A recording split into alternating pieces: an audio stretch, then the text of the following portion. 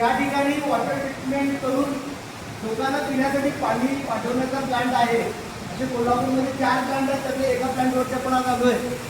Water treatment plant, shortly त्याला काय म्हणायचं, WTP. रॉ वॉटर कलेक्ट केल्यापासून इथं आल्यानंतर एरिएशन, सेडिमेंटेशन, फिल्ट्रेशन, डिसइन्फेक्शन, लक्षात अशा वेगळ्या प्रकारचे ट्रीटमेंट होतात. आता ह्या ट्रीटमेंट करायच्या अगोदर त्याच्यावरती टेस्ट केल्या जातात. टेस्ट कशा घ्यायच्या, काय घ्यायच्या, इथे तुम्हाला दाखवतील. आता 4 मिनिटं साहेबांच्याकडे टेस्ट. माझं नाव आहे गौरव कांबळे. मी इथं फिल्टर ऑपरेटर आहे. मी पाणी आल्यापासून ते पाणी आपण फिल्टर करते ही सगळी प्रोसेस तुम्हाला समजून सांगणार. त्याच्या आधी मी फिल्टरेशनमध्ये 3 प्रकार असतात ते एक्सप्लेन करतो, जेणेकरून तुम्हाला कम्पॅरिझनला ते बरं पडेल. तो सगळ्यात आधी स्लो सँड फिल्ट्रेशन, सेकंड आहे रॅपिड सँड फिल्ट्रेशन आणि थर्ड आहे प्रेशर फिल्ट्रेशन. स्लो सँड फिल्ट्रेशनमध्ये काय होते, बांध टाईपचे स्ट्रक्चर असतं, त्याच्यात मेकॅनिझम कुठलं नसतं आणि ते बेसिकली जास्त करून ग्रामीण भागामध्ये यूज केलं जातं. जिथली लोकसंख्या कमी असते तिथे रॅपिड सँड फिल्ट्रेशन प्रॉपरली आपण चालवू शकते, कारण त्याला स्पेस पण मोठा लागते आणि रेट ऑफ फिल्ट्रेशन कमी असते. त्या बांध टाईप स्ट्रक्चरमध्ये पॉप्युलेशन आणि filtration process at a time होतं. त्यात सगळ्यात मोठं डिसॲडव्हान्टेज जे आहे ते लागणारं मोठी जागा आणि सगळ्यात मोठं डिसॲडव्हान्टेज आहे जो रेट ऑफ फिल्ट्रेशन आहे ते खूप कमी आहे. तासाला जवळपास पर स्क्वेअर मीटरपासून 100 ते 200 लिटर पाणी आपण फिल्टर करून घेऊ शकतो. हे तिथे मोठे डिसॲडव्हान्टेज आहे. त्यात सगळ्यात मोठं ॲडव्हान्टेजेस काय आहे, 90 ते 95% बॅक्टेरिया मिडियम पाणी आपण लो सँड फिल्टरनं फिल्टर करू शकतो.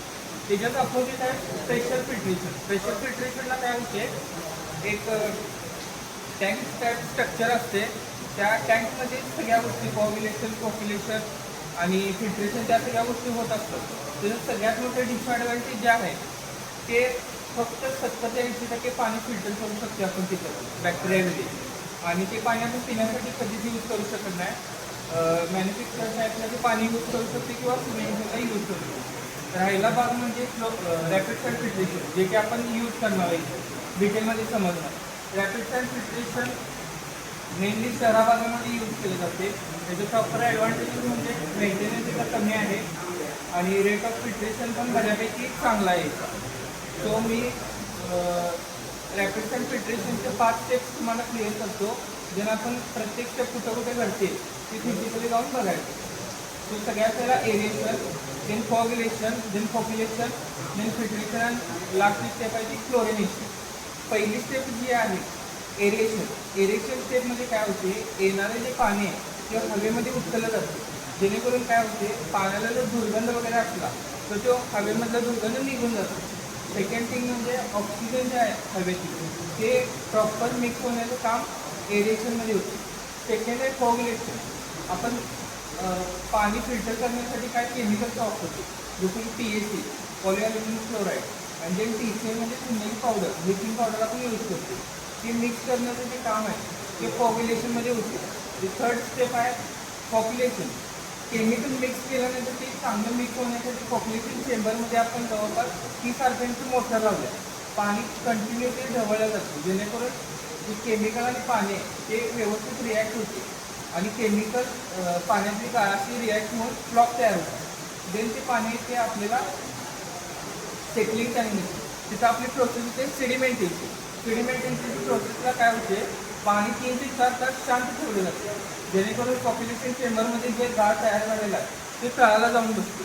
देन तिथून पाणी आपण चेंबरला घेतो आणि चेंबरला घेतल्यानंतर आता आपण फिल्ट्रेशनसाठी बेडला घेतो.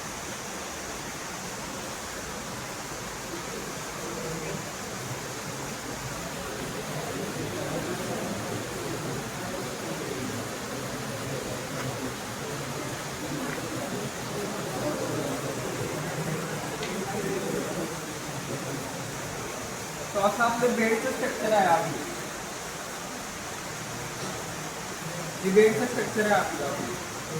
तो ह्या प्रकारच्या 5 प्रकारच्या वाळू आपण ठेवलेले आहेत त्या बेडमध्ये, जेणेकरून आलेलं जे पाणी आहे इथं पण आपण पाणी डिस्टर्ब करत नाही. असे तिचे थर आहेत.